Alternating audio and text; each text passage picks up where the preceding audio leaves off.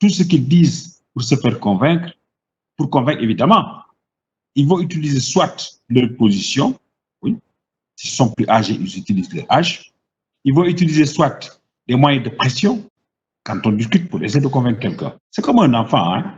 Vous discutez avec un enfant, vous voulez que l'enfant fasse ses devoirs, par exemple. Hein, pour le convaincre, au lieu de le convaincre, non, vous allez crier dessus. Ah non, non, si tu ne fais pas le devoir, tu ne sortiras pas. Voilà. Ou bien si tu ne fais pas le travail comme il faut, tu n'auras pas ton goûter.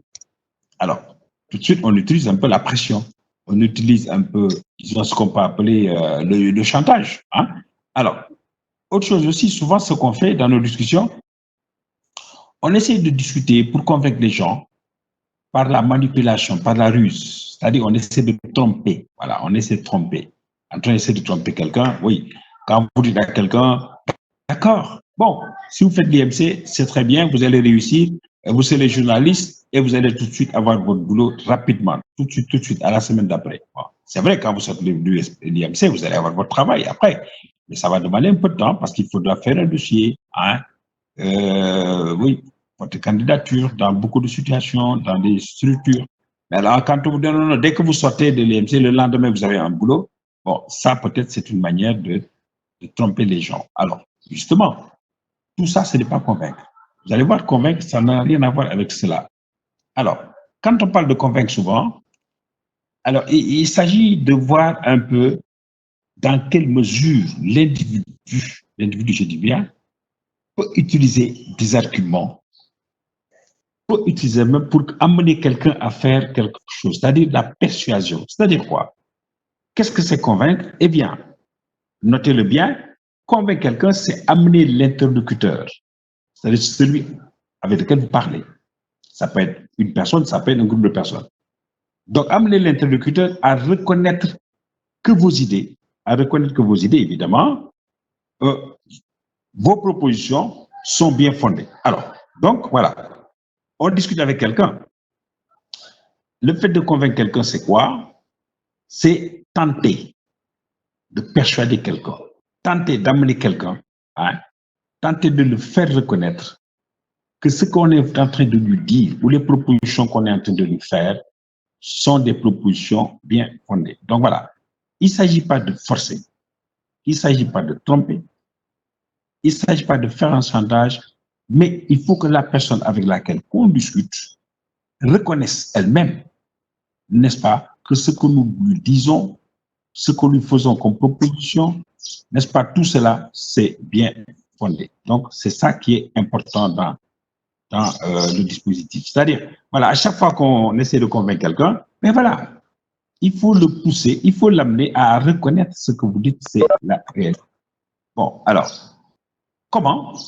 Mais en lui apportant les éléments nécessaires. Ah voilà, il ne s'agit pas de raconter ce qu'on veut, hein, quand on essaie de convaincre quelqu'un, mais on va lui apporter les preuves, n'est-ce pas, que ce qu'on lui dit, c'est justifié, que c'est des propositions bien fondées. C'est ça. Donc, on ne peut pas convaincre quelqu'un si on n'arrive pas à faire de telle sorte que la personne reconnaisse la validité, reconnaisse aussi la pertinence, reconnaisse même la vérité, n'est-ce pas, des idées et des propositions qu'on est en train de lui faire. Alors, donc c'est ça, convaincre. Mais on essaie de convaincre comment? En apportant justement des éléments nécessaires pour que la personne comprenne, accepte les vérités qu'on est en train de dire. Alors, je donne un exemple très simple. Nous marchons toujours dans la rue, hein, nous rencontrons des gens qui vous proposent bon, les ambulances, souvent c'est comme ça. Vous en rencontrez quelqu'un qui vous suit, qui dit ah non, non, je vous vends ça, etc., etc., etc. Voilà. Parfois, vous dites oui, mais prenez, vous allez voir que c'est bien, etc., etc., etc. Bon, il essaie de vous convaincre pour que vous l'achetez. Bon, au départ, vous êtes réticent. Mais il va essayer de vous expliquer ah non, non, non, ce téléphone-là, c'est le meilleur. Oui, ce téléphone-là, si vous l'achetez, vous n'aurez pas de problème de réseau. Ceci, cela, ceci, cela. Bon, il peut même inventer. Ce qu'il veut, c'est que l'appareil soit vendu. Mais alors, si vous n'êtes pas convaincu, ce qu'il vous dit, si ce n'est pas vérifié, vous n'achetez pas. Mais ça veut dire que s'il vous dit non, non, non, il n'y a pas de problème, il marche comme ça, il marche ceci, il faut qu'il vous montre, n'est-ce pas? Il faut qu'il vous démontre que ce qu'il dit, c'est vrai. Justement, c'est ça à convaincre. Alors, parfois, les gens se laissent, bon, manipuler. Hein? Quelqu'un vient, il fait beaucoup de bruit, bon, voilà. Hein?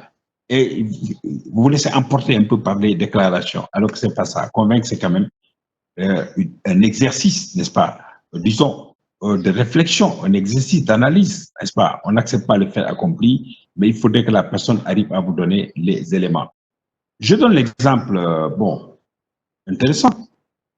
Quand on vous dit, voilà, d'accord, allez à l'IMC. Voilà, quand vous avez un choix, ça arrive, hein, on vous dit choisir l'IMC en notre établissement. Oui. On vous dit, oh non, non, non, c'est l'IMC. Alors on vous dit, mais d'accord, qui vous allez à l'IMC? Vous faites, par exemple, la spécialisation, journalisme, par exemple. Hein. Alors, c'est vrai. Alors, quelqu'un peut tout faire. Il veut tout faire pour vous amener à accepter la proposition, c'est-à-dire d'aller à l'IMC. Bon, il va donner des arguments, n'est-ce pas? Bon, pour vous dire, oui, oui, oui, allons là-bas, c'est bien, la qualité des enseignements, c'est bien, vous avez des professeurs chevronnés, des professeurs expérimentés, mais il faudrait qu'ils vous donnent un peu des exemples. Ben, tel monsieur, tel monsieur, tel monsieur, etc. N'est-ce pas? Bon, les études se font comme il faut, il y a l'assistance pédagogique qu'il faut, etc., etc. Bon, etc., etc. Donc, il vous donne des arguments. Même le paiement, il dit, oui, oui, comparez oui, le payeur à tel établissement, vous voyez que là, c'est intéressant. Donc, il est en train de donner les arguments. C'est ça qu'on appelle l'argumentaire. Alors, maintenant, il faut des arguments qui soient bien fondés.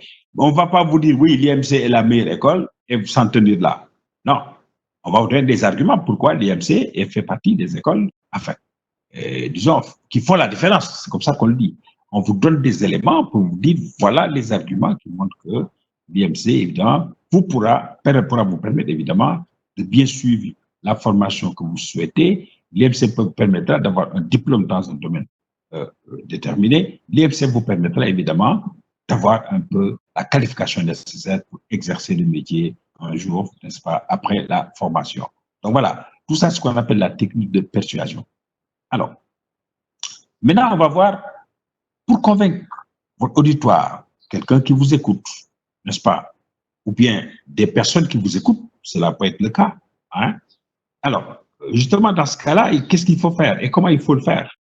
Alors, là aussi, il faudrait qu'on soit encore plus rigoureux dans les développements, parce que ce qu'il y a lieu de dire, c'est que souvent, la plupart du temps, les gens font un peu la confusion, n'est-ce pas, entre essayer de persuader quelqu'un ou peut-être, oui, essayer de faire de telle sorte que la personne avec laquelle on discute puisse accepter les propositions qu'on lui fait, n'est-ce pas, et puisse en mot vraiment être d'accord avec nous sur ce que nous nous proposons. Alors, on va voir moins comment ça va se faire. Alors, quand on essaie maintenant de convaincre, on a trois possibilités. Ce qu'on appelle les arguments. Alors, attends, vous entendez parler d'arguments. Aujourd'hui, on va clarifier, on va préciser. Les arguments, c'est d'abord quoi? Ce sont les raisons. Ce sont les raisons dont vous allez faire de la présentation. C'est-à-dire, il s'agit de présenter des raisons, n'est-ce pas? Il s'agit, disons, de clarifier, de préciser les raisons qui vous amènent un peu à faire accepter votre proposition. Donc, l'argument, c'est un peu ce qu'on peut appeler les justifications. Voilà. Ce sont des preuves encore. Hein. Quand vous êtes en train de convaincre quelqu'un, il faudra lui apporter des développements, des arguments, c'est-à-dire vous allez essayer de le persuader avec des éléments. Les éléments, justement, voilà. Alors, comment sont les éléments ou bien comment sont les arguments? Il y a trois types d'arguments. D'abord, il y a ce qu'on appelle les arguments logiques. Ensuite, il y a les arguments affectifs. Et enfin, on a les arguments observables. Donc voilà, les arguments sont classés en trois catégories. Arguments logiques, arguments affectifs, arguments observables. Qu'est-ce que cela veut dire? Alors, quand on parle d'arguments logiques, c'est des arguments qu'on utilise à travers la réflexion et l'analyse. On analyse et on réfléchit. Par exemple, on peut convaincre quelqu'un à faire, oui, une filière déterminée. Voilà. On vous dit, voilà, vous devez choisir entre, oui, l'informatique et le journalisme. Voilà. Je donne ça un exemple aussi simple. Je n'ai pas dit que ce n'est pas bon. Hein. C'est toujours bon de faire de l'informatique, on en a toujours besoin. C'est toujours bon de faire du journalisme, on en a toujours besoin. Mais si vous voulez convaincre quelqu'un, vous allez utiliser des arguments. Quels sont les arguments logiques que vous pouvez utiliser? Ah oui, si tu fais du journalisme, tu as 1000 chances Même si tu n'arrives pas à avoir un boulot, mais tu peux travailler dans les organes de presse en freelance, par exemple, c'est comme ça qu'on le dit. Tu peux être un correspondant, tu peux faire des analyses, etc. Tu peux travailler véritablement, voilà.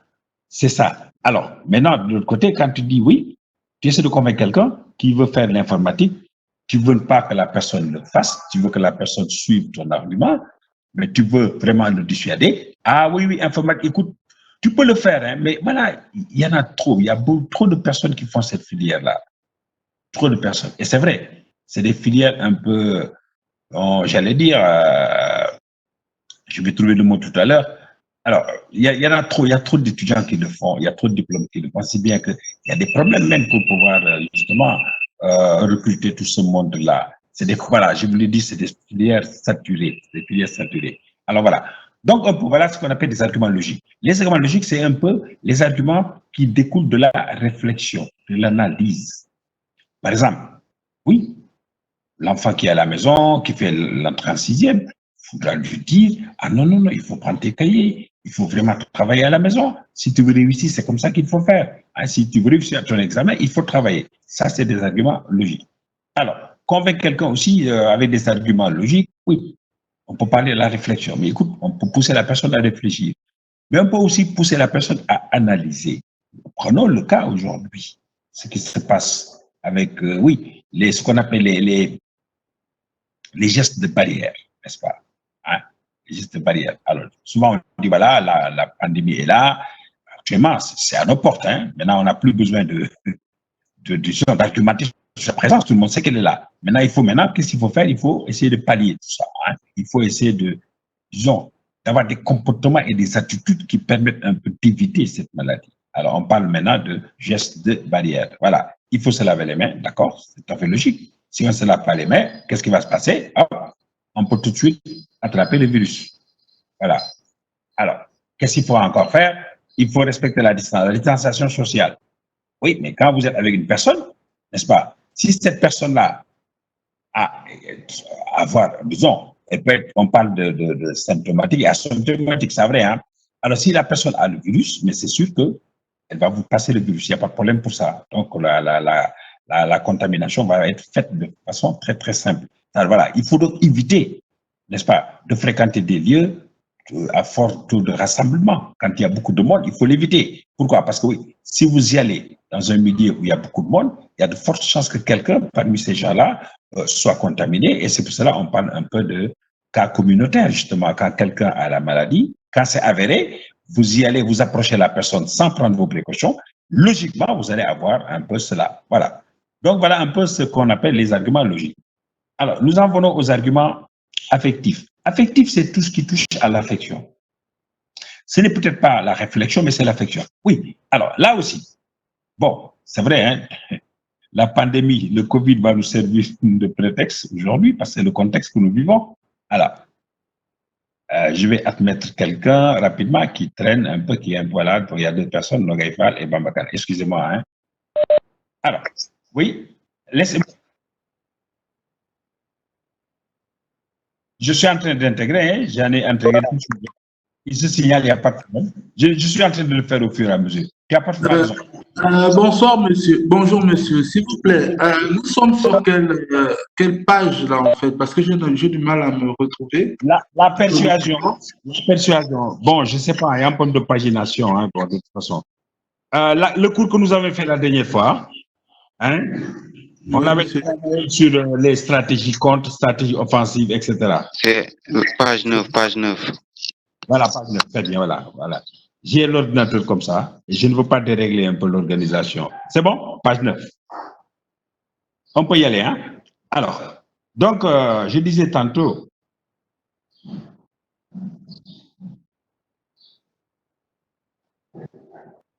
alors, j'étais en train de dire que nous sommes un peu...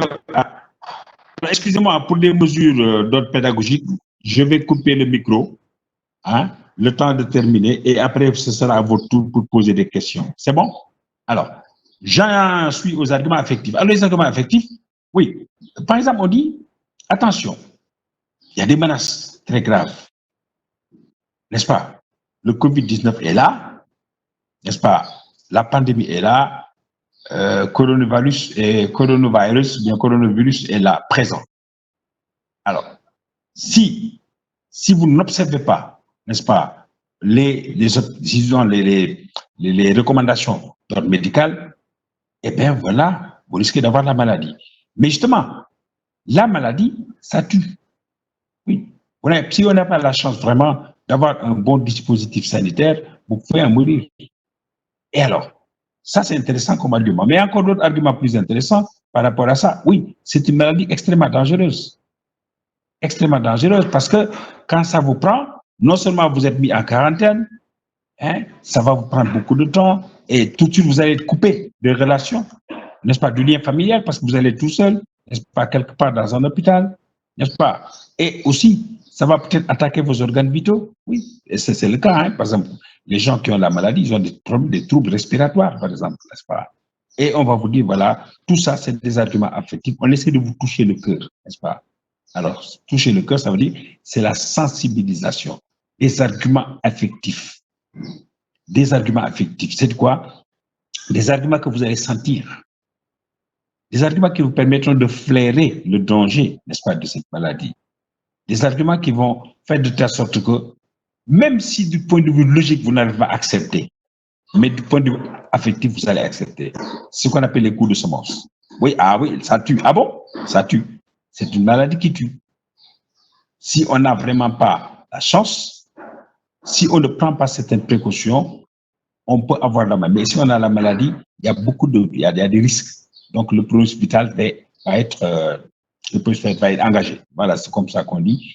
Et ensuite, l'autre affaire, c'est que c'est une maladie qui demande, n'est-ce pas, trop de moyens. C'est une maladie aussi qui demande, disons, la pathologie de cette maladie et a des exigences du point de vue économique, des exigences du point de vue social. Donc, ce qui fait que c'est une maladie dont il faut avoir peur, n'est-ce pas? Donc, c'est ça un peu l'argument effectif. L'argument effectif, donc, c'est ça. Bon, c'est vrai, on peut avoir peur, hein, mais voyons quand même le côté intéressant quand on parle d'affectif, il y a le côté positif. Hein. Par exemple, oui, si vous réussissez, n'est-ce pas, à votre master, à votre licence, ben voilà, vous allez travailler dans un organisme international, n'est-ce pas, où vous allez avoir un salaire très intéressant. Vous avez la chance de voyager un peu partout. Oui, tout ça, c'est des arguments, n'est-ce pas, qu'on peut utiliser des arguments affectifs. On essaie de sensibiliser la personne. Par exemple, quelqu'un qui fait un métier, quel que soit le métier qu'il fait, mais si on regarde un petit peu, disons, le côté social du métier, par exemple, oui, les métiers de santé, les soignants, par exemple, les soignants, si on veut convaincre quelqu'un à faire ce métier, on peut utiliser des arguments affectifs. Ah oui, oui, oui, quand on est soignant, on contribue à améliorer le bien-être social des gens. Il y a des gens qui ont ces ambitions. Il y a des gens qui ont un petit peu, disons, cette caractéristique, n'est-ce pas, d'être au service des gens, au service de la population. Donc, c'est un métier qui est fort louable, qui est noble, parce que vous allez assister des gens, n'est-ce pas, qui sont dans le besoin, des gens qui sont, oui, des patients ou des malades de façon, disons, grave, de façon globale. Donc, voilà un peu ce qu'on appelle des arguments affectifs. Enfin, il y a ce qu'on appelle les arguments observables. Alors, observable, ça veut dire quelque chose qu'on peut voir. On peut voir à l'œil nu. Bon, je ne dirais pas, n'est-ce pas, le coronavirus, hein, c'est vrai, on ne voit pas le virus, on ne le voit pas à l'œil nu, mais on va le voir avec le microscope, par exemple.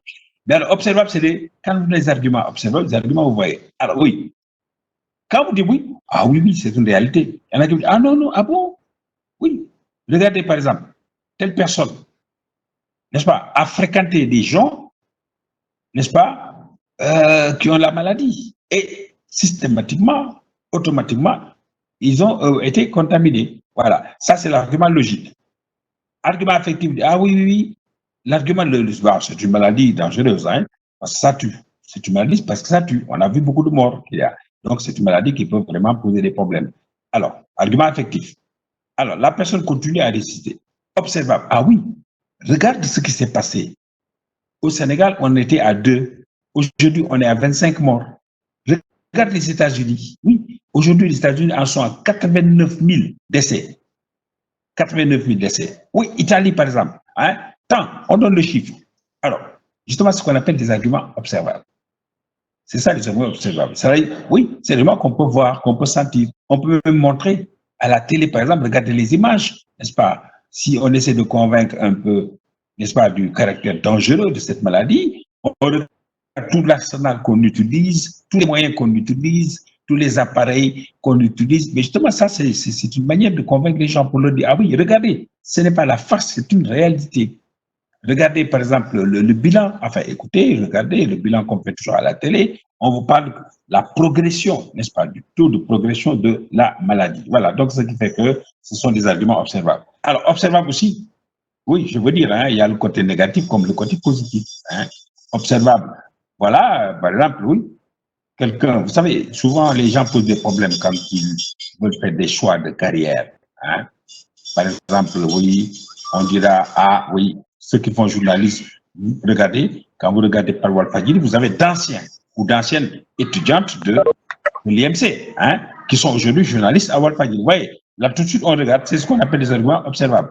Par exemple, si vous connaissez, par exemple, un journaliste, oui, qui a été formé à l'IMC et qui aujourd'hui fait partie, disons, des meilleurs, hein, alors là, vous pouvez l'utiliser comme exemple, n'est-ce pas? Ce sont ce qu'on appelle l'exemplarité. L'exemplarité. Mais justement, les arguments observables aussi, c'est intéressant même dans le cadre de la sensibilisation, n'est-ce pas? Disons, oui, on a vu le président par exemple, l'autre jour, on l'a vu, il avait ses mains, n'est-ce pas? Oui, pour montrer un peu, n'est-ce pas, cette exigence qu'il faut absolument